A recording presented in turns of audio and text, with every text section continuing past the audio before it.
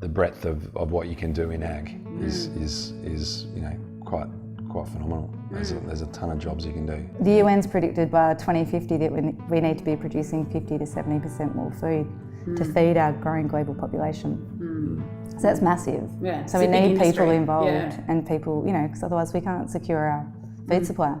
Yeah.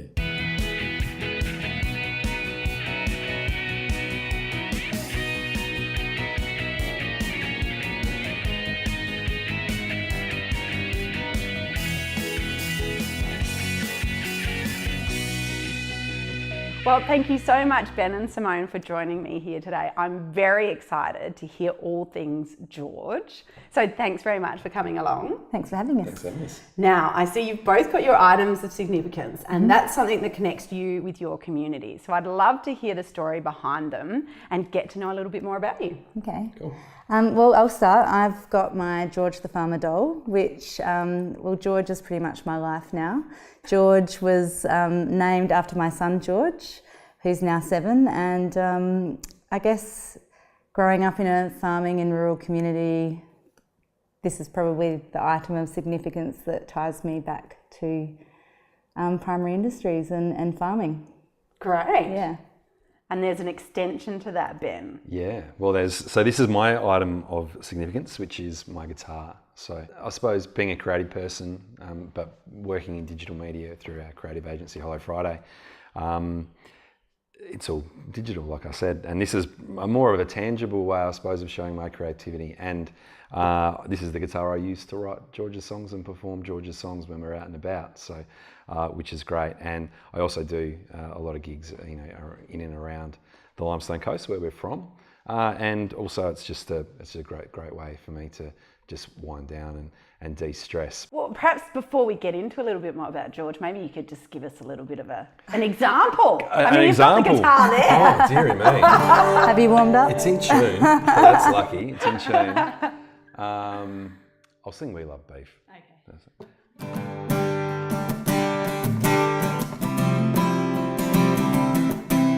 We love looking after our cattle, made from cleaning troughs to feeding out hay, beef cattle all over this big brown land. From the Limestone Coast to Rockhampton, we love beef.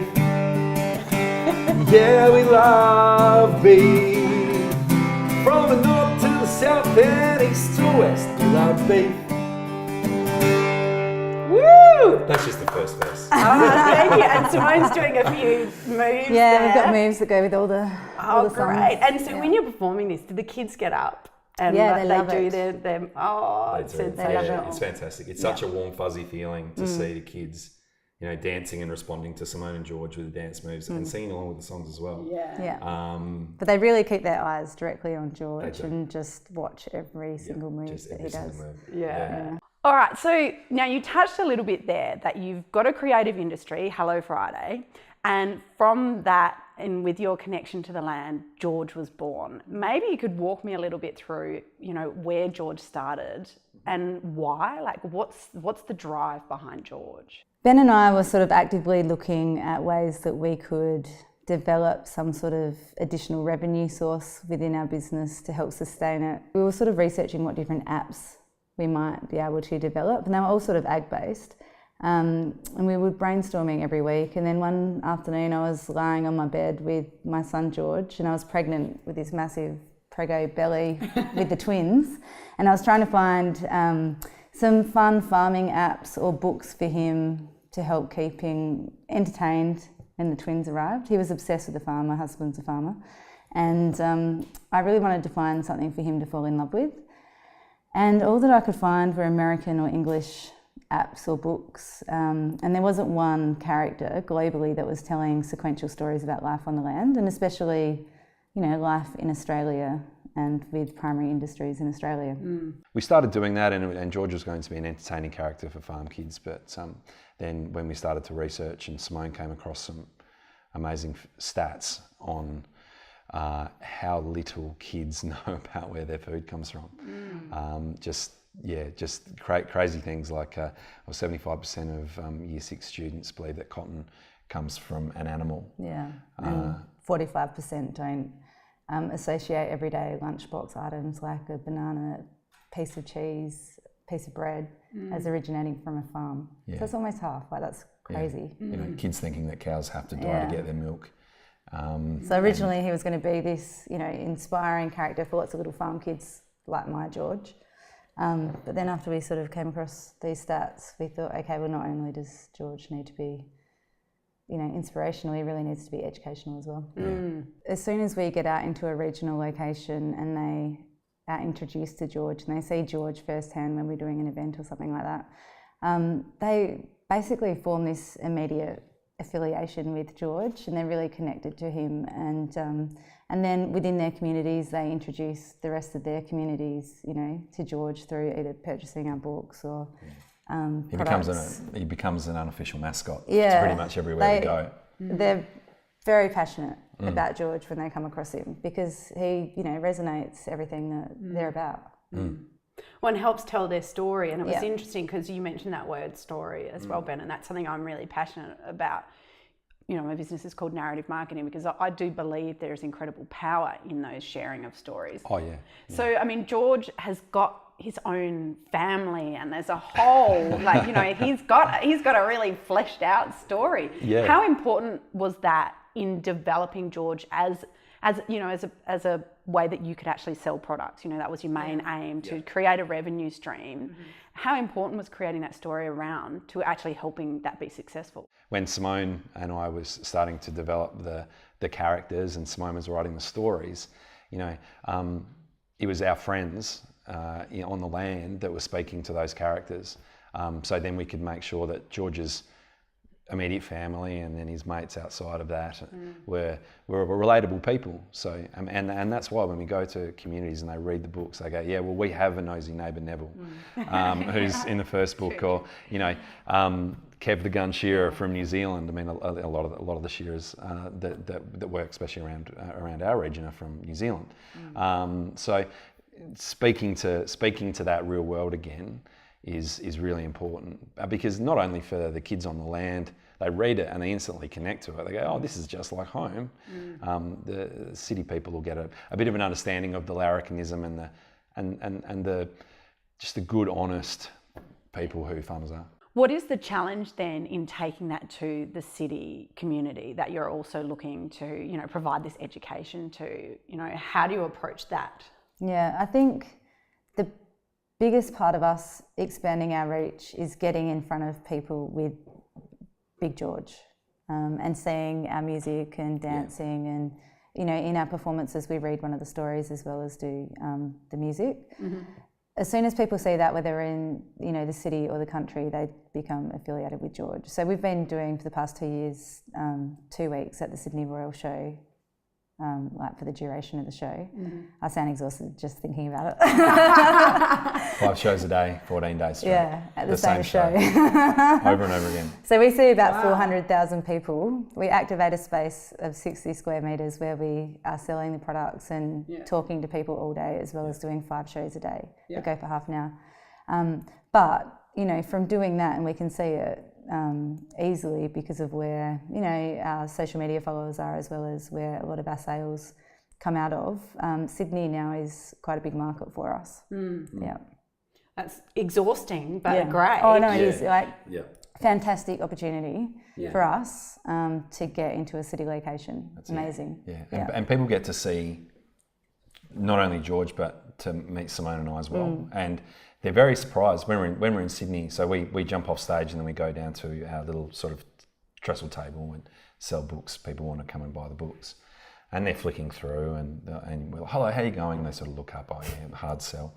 Hi, well I'm Ben and this is Simone. I'm the illustrator. And this is Simone, the author. And they're like, oh, what? Oh really? Oh wow. And then there's that connection. They start talking to us a little bit about George. So that's another important aspect. So it's humanising that, which is a similar aspect of the stories, you know, his stories. It's your story, you know, and where you've come.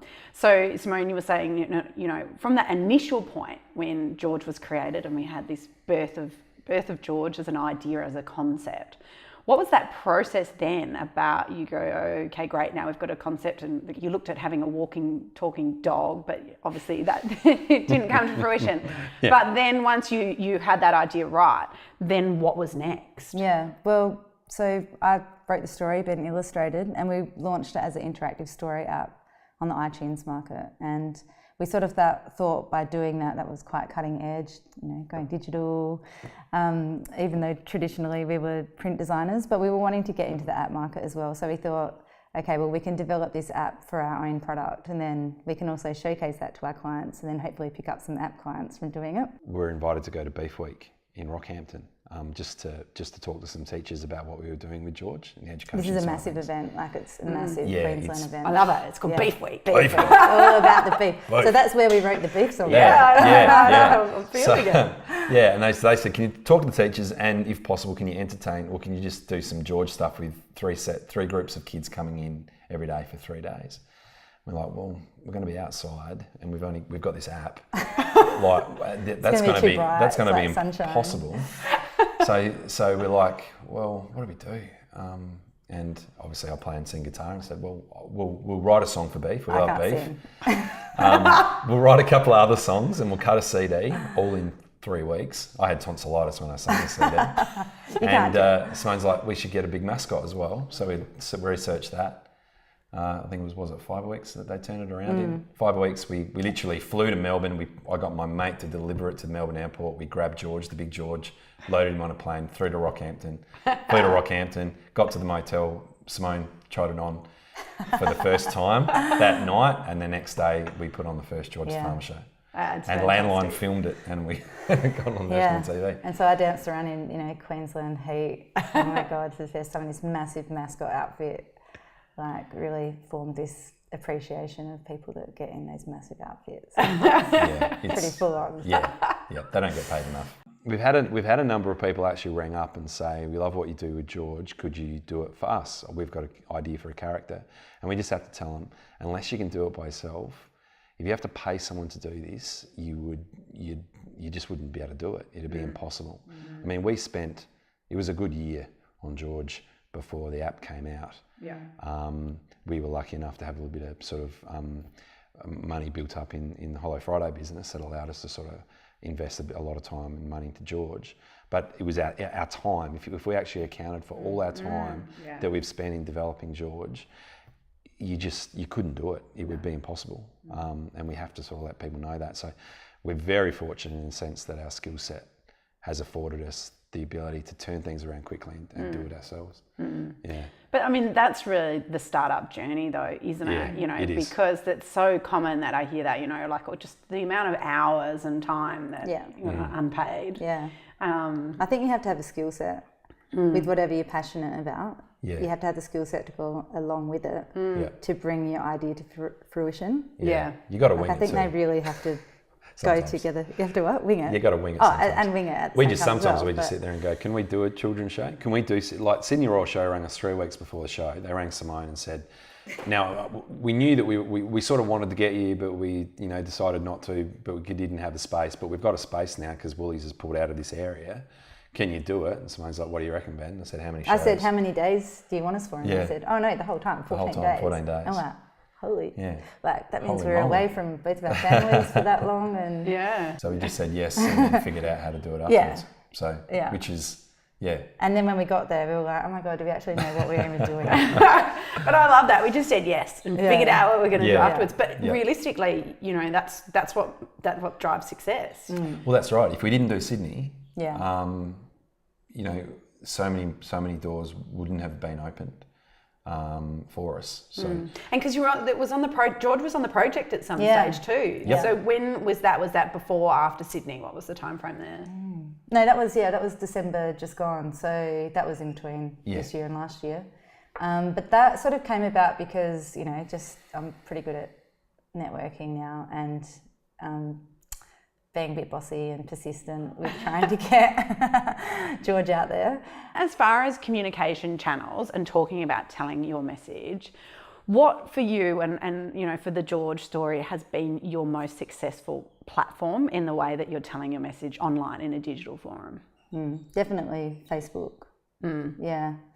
I think because we try and educate slightly within our posts as well, Instagram gets a little bit lost, I guess. You can't have a lot of text content with your posts. It's all graphics. Twitter, it's too short.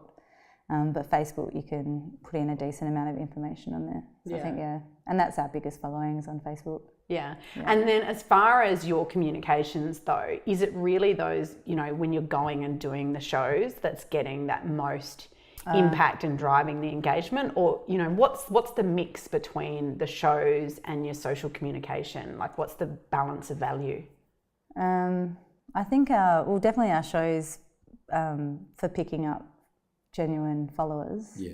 Because, like I mentioned before, as soon as people see George in the flesh and they hear the songs and they hear the stories when we read them out, they understand what it's all about.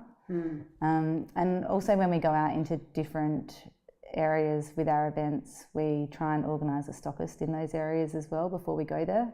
So then we don't actually sell generally our stock when we go to an event. We direct people back to their local shop to go buy it. So then people can still keep picking up our products from there. In effect, is your social media presence just that way of extending that relationship with them, because you won't necessarily see them in person again, but you have seen them in person, and then that relationship is quite strong. Yeah, and then they're the ones who do comment on our posts, especially, like not just the syndicating of ag news items, the personal ones about George or what's happening out on the farm, information about, different resources that teachers can use to help teach ag, or grants that are available like through Landcare and stuff like that. So we do have quite a big teacher following as well, and that sort of probably is built up because with every sale of our book, we reinvest 50 cents back into working with educational consultants to develop these free curriculum aligned documents for teachers to use in the classroom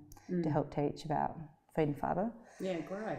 Yeah, so we've got two at the moment. We've got a resource on wheat and wool production, and then we've got another resource on pulses for the UN Year of the Pulse last year, and that's got a free song as well that you can download. It's called Ain't No Party Like a Pulse Party. That's right. There ain't no party like a pulse party. Well, we don't want a party with no pulse. That would be unfortunate. Right. Get some dip on your chip and some hummus in your tummy.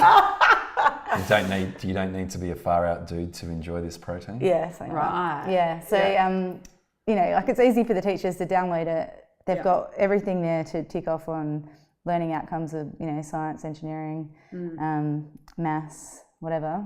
They can do it all from our guides while they still teach ag. To finish off the interview, I'd like to hear from each of you your top be the drop tip. So that's your communication tip. That you think, is part of that, bringing people together and helping collectively to share a message. So whatever that might be. It's really important to be authentic. If you're not your true self, other people aren't going to believe it. So you really have to be your honest self and just have a crack. Don't be scared to have a go. What's the worst that's going to happen? Find what you love, marry that with your skill set, and then just pursue that flat out. Yeah. But always be mindful of your community and how what you're doing is not only serving yourself but serving them. Because if you're a singular monad just doing your own thing for your own purposes without thinking about the community as a whole, however big that community might be, it's not going to be sustainable. The older I get, the older Simone and I get, the more we really understand investing back into the community to keep it going, to leave something better than what you had, I suppose. So yeah, be authentic, find what you love, marry that with your skill sets, and figure out how you can use that to help yourself and to help your community. Oh, I like it. There was a lot of tips in there. There was too many tips. It was like, I was thinking, how did you remember? Here's a tip dump. That's great. Well, thank you so much, guys. It's been a pleasure. Yeah, Good. thanks.